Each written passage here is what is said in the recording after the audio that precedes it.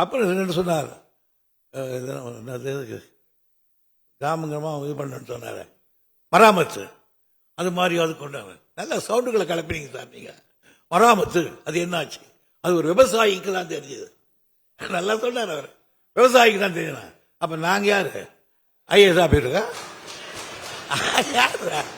Sir? நான் சொன்னேன், எங்க ஊரை சொன்னேன் நானு, பள்ளிக்கூடம் அதுல இருந்து வந்திருக்க சின்ன பையன் யார் சார்? எனக்கு ஏர் ஓட்ட தெரியும், கவர் ஓட்ட தெரியும், எல்லாம் தெரியும் சார்.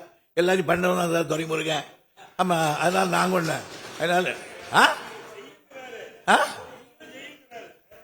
செய்யறா. அதனால்தான் நீங்க இப்ப அதுக்கு நீங்க அப்ப பண்ணீங்க. இப்ப ட்ரிபிள் ஆர் இருக்கு. ட்ரிபிள் ஆர்ல நாங்க பண்ணி இருக்கோம். அந்த ட்ரிபிள் ஆர்ல பணம் வந்திருக்கு, அதுல செய்திருக்கிறோம். மற்ற திட்டங்களை எடுத்து பண்ணியிருக்கோம். ஆகியனால நீங்க செய்தது அந்த பேரு, நாங்க செய்தது இந்த பேரு. மத்திய சர்க்கார் இது மாதிரி இருக்கிறதுக்கெல்லாம் பணம் கொடுக்குறாங்க, அதை நாங்க யூஸ் பண்ணிக்கிட்டு இருக்கோம்.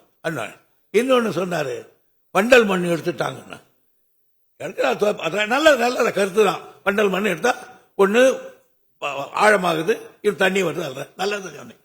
ஆனா அந்த வண்டல் மண்ணை எடுக்கிறதுக்கு சினிமாவுக்கு போயிருக்கலாம் செஞ்சீங்க. அப்படியே இப்படி அப்படி நம்முடைய ஒரு விவசாயியின் மகன் வேட்டியை தூக்கி கட்டி கொண்டு